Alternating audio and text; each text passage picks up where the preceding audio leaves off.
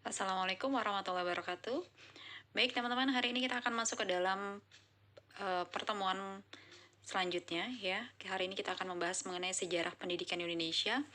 Sejarah pendidikan Indonesia kita akan mulai bahas dari zaman purga sampai dengan zaman kemerdekaan Republik Indonesia.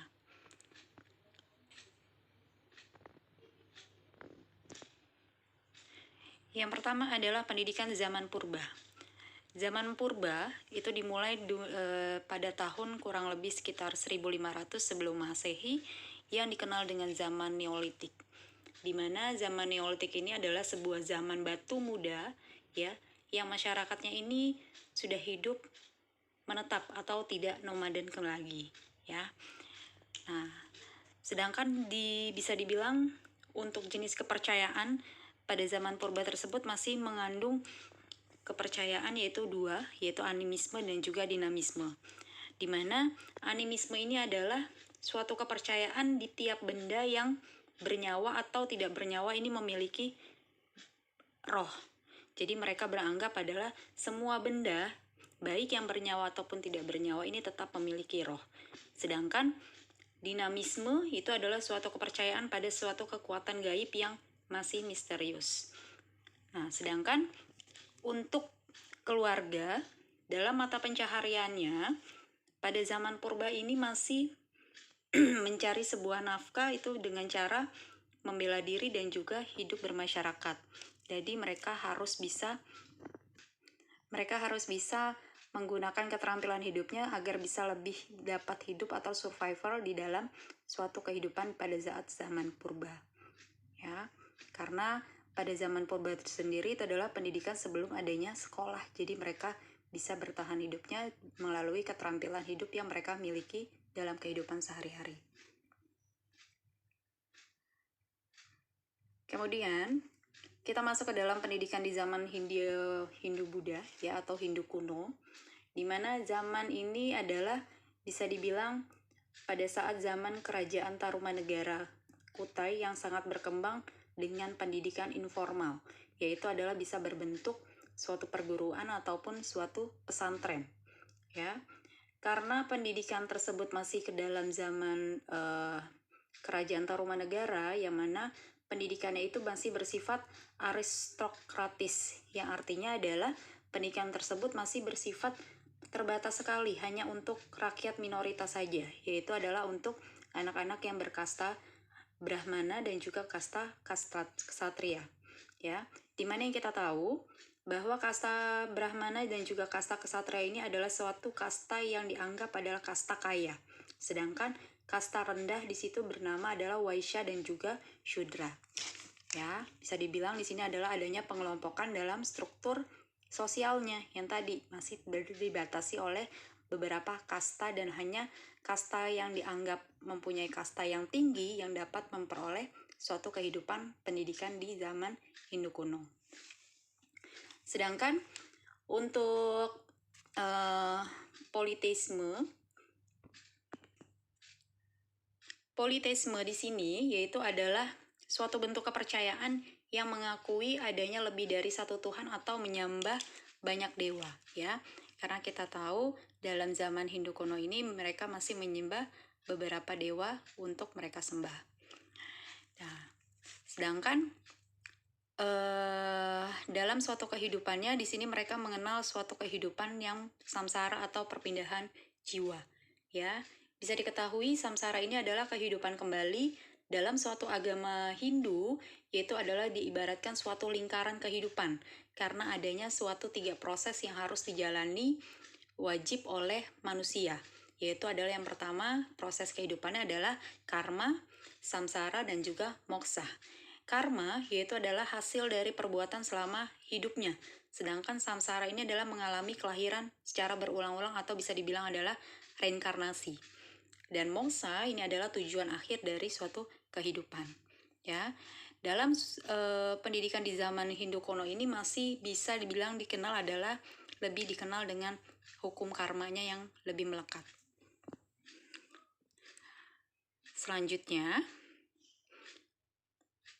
pendidikan di zaman Buddha ya, bisa kita lihat di sini yaitu adalah pada zaman pendidikan di zaman Buddha, ini agama Buddha ini disebarkan oleh Siddhantara Gautama di negara India, ya. Sedangkan juga di Indonesia ini lebih berkembang pada saat kerajaan Sriwijaya.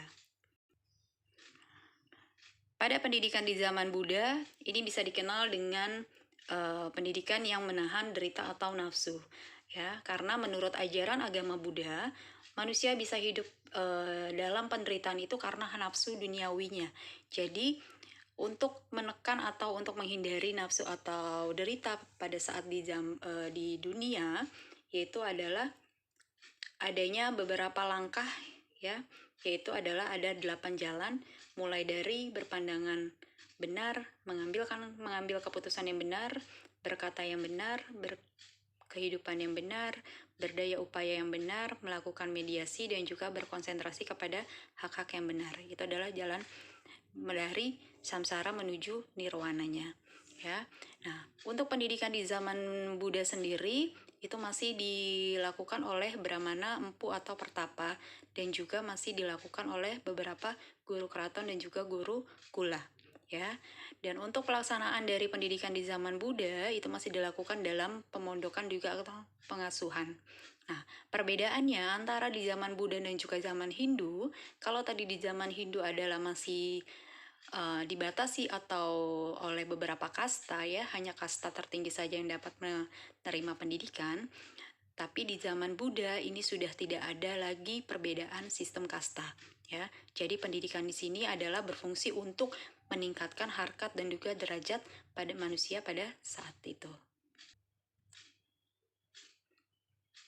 Baik, selanjutnya kita masuk ke dalam pendidikan permulaan masuknya sebuah agama Islam, ya, dimana kita ketahui masuknya agama Islam ini bisa dibilang adalah melalui jalur perdagangan atau para wali yang dipelopori oleh Wali Songo, yaitu di abad ke-14, ya. Tujuan pada pendidikan pada zaman kerajaan Islam ini adalah menghasilkan sebuah manusia yang pastinya takwa kepada Tuhan Yang Maha Esa. Proses pendidikannya pun masih dilakukan di beberapa langgar, masjid, dan juga pesantren, ya. Karena di sini adalah pendidikannya berorientasi pada pembinaan sebuah akhlak dan juga kepatuhan, ya, dan menggunakan buku-buku tulisan Arab dan juga Melayu. The next, ya. Kita masuk ke dalam zaman kolonial, ya. Di zaman yang kelima ada beberapa perbedaan di zaman kolonial, ya. Zaman kolonial di sini bisa dibilang adalah zaman Portugis dan juga Spanyol. Pada awalnya mereka hanya bertujuan untuk berdagang saja. Tujuan berdagang selain mendapatkan pendidikan dan juga menyebarkan agama Katolik. Dan pendirian dari sekolah ini adalah kurikulumnya adalah pendidikan agama Katolik, kemudian dibantu atau ditambah dengan kegiatan membaca, menulis, dan juga berhitung atau kalistung, ya. Tujuan dari pendidikan di zaman kolonial yaitu adalah menghasilkan tenaga kerja yang murah atau rendahan. Nah, pada tahun 1908 ini berdirilah sebuah sekolah yaitu yang diberi nama adalah Budi Utomo untuk membangkitkan semangat dari para masyarakat Indonesia agar tidak merasa dibodohi oleh bangsa Belanda. Ya. Selain tadi untuk bangsa Belanda, kita tidak lupa juga kita pernah dijajah oleh kolonial Jepang, ya. Nah, perbedaannya pendidikan pada saat zaman Belanda dan juga zaman Jepang yaitu adalah pada zaman Jepang ini sudah hilanglah sistem dualisme. Artinya dualisme di sini adalah pemisahan antara pendidikan umum dan dari pendidikan agama, ya. Nah, di dalam zaman Jepang ini juga sudah berdiri beberapa sekolah yang bangsa Indonesia bisa masuki atau bisa tempuh pendidikannya, yaitu mulai dari sekolah rakyat, sekolah menengah tinggi, sampai dengan perguruan tinggi, ya. Pendidikan kolonial dan juga pendidikan versus pendidikan nasional bisa dibilang ini ada perbedaannya masing-masing, ya. Yang pertama adalah menguasai bahasa pergaulan internasional setidaknya adalah bahasa Belanda atau bahasa asing lainnya, ya. Sedangkan pendidikan nasional ini kita hanya bisa mengambil atau menggunakan sastra Jawa, Arab, dan juga Melayu. Sedangkan pendidikan kolonial yaitu adalah memadukan kurikulum nasional dan juga internasional. Sedangkan kalau untuk pendidikan nasional, kurikulum yang digunakan adalah kurikulum lokal dan juga nasional. Dan jika dilihat dari mutu antara pendidikan kolonial dan juga pendidikan nasional, itu pastinya adalah mutu dari pendidikan atau mutu dari guru, tenaga pengajar ini pasti lebih kompeten dibandingkan dengan pendidikan nasional.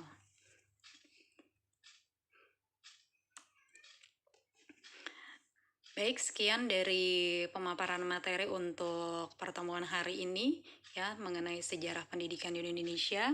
Semoga dapat dipahami dengan baik. Jika memang masih ada yang ingin ditanyakan, silakan nanti bisa ditanyakan di forum tanya jawab di WhatsApp group. Saya akhiri penjelasan hari ini. Wabillahi taufiq wal hidayah. Wassalamualaikum warahmatullahi wabarakatuh.